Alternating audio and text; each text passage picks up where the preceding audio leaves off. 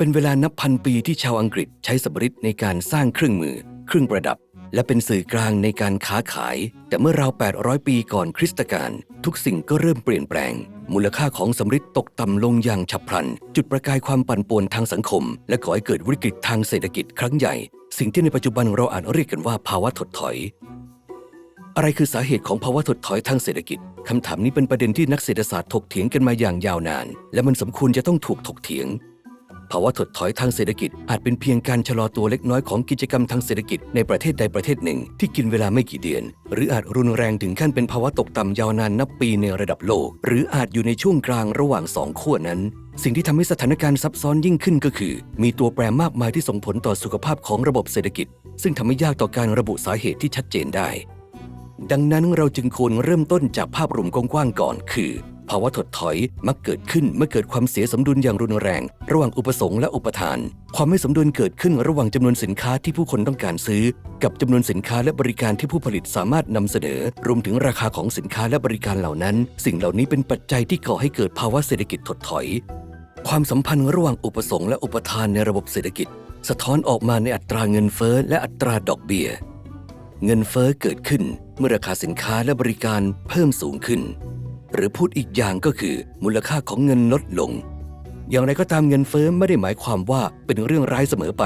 ในความเป็นจริงอัตราเงินเฟ้อที่ต่ำถือว่าเป็นตัวกระตุ้นให้เกิดกิจกรรมทางเศรษฐกิจแต่เมื่อเงินเฟ้อสูงขึ้นโดยไม่มีอุปสงค์ที่สูงตามมาจะส่งผลเสียต่อเศรษฐกิจและอาจนำไปสู่ภาวะถดถอยในที่สุดในขณะที่อัตราดอกเบี้ยสะท้อนถึงต้นทุนของการก่อหนี้สำหรับทั้งบุคคลและบริษัทอัตรานี้มักจะถูกคิดเป็นเปอร์เซ็นต์ต่อปีของเงินกู้ซึ่งผู้กู้ต้องจ่ายให้แก่เจ้าหนี้จนกว่าเงินกู้จะหมดอัตราดอกเบี้ยต่ำหมายความว่าบริษัทต่างๆสามารถกู้ยืมเงินได้มากขึ้นซึ่งช่วยให้พวกเขาลงทุนในโครงการต่างๆได้มากขึ้นในขณะที่อัตราดอกเบี้ยสูงจะเพิ่มต้นทุนทั้งแก่ผู้ผลิตและผู้บริโภคส่งผลให้กิจกรรมทางเศรษฐกิจชะลอตัวลงความผันผวนของอัตราเงินเฟ้อและอัตราดอกเบี้ยให้เราเข้าใจถึงสภาพเศรษฐกิจได้ดีขึ้นแต่คำถามคือแล้วอะไรคือสาเหตุที่ทำให้เกิดความผันผวนเหล่านี้กันแน่สาเหตุที่ชัดเจนที่สุดมักมาจากปัจจัยช็อคเช่นภัยธรรมชาติสงครามและปัจจัยทางภูมิรัฐศาสตร์ยกตัวอย่างเช่นแผ่นดินไหว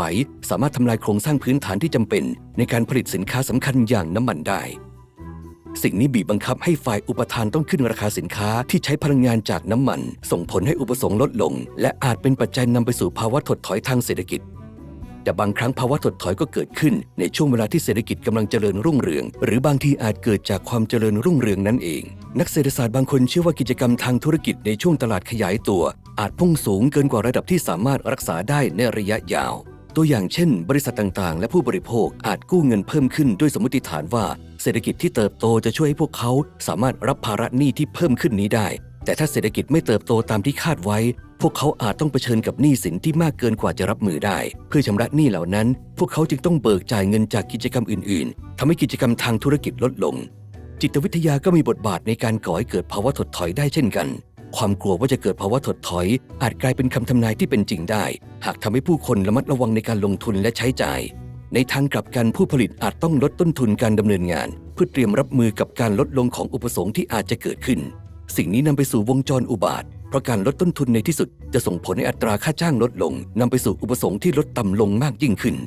แม้แต่มาตรการที่ออกแบบมาเพื่อป้องกันภาวะถดถอยก็อาจมีส่วนทำให้เกิดภาวะถดถอยขึ้นได้เมื่อเศรษฐกิจย่ำแย่รัฐบาลและธนาคารกลางอาจพิมพ์เงินเพิ่มใช้จ่ายมากขึ้นและลดอัตราดอกเบี้ยของธนาคารกลางธนาคารและสถาบันการเงินขนาดเล็กก็อาจลดอัตราดอกเบี้ยลงตามไปด้วยทำให้ต้นทุนของหนี้สินถูกลงซึ่งช่วยกระตุ้นการใช้จ่าย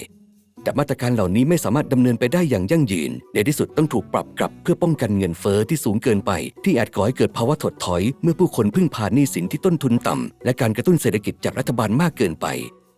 ภาวะถดถอยสำริดของชาวอังกฤษนั้นสิ้นสุดลงเมื่อมีการนำเหล็กมาใช้ช่วยปฏิวัติการเกษตรและการผลิตอาหาร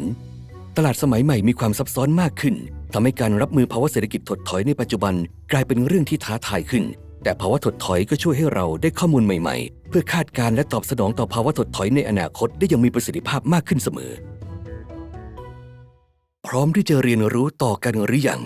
ดูวิดีโอเหล่านี้เพื่อท้าทายสิ่งที่คุณคิดว่าคุณรู้หรือเรียนรู้เพิ่มเติมเกี่ยวกับสิ่งที่คุณไม่รู้สมัครสมาชิกและใฝ่รู้อยู่เสมอ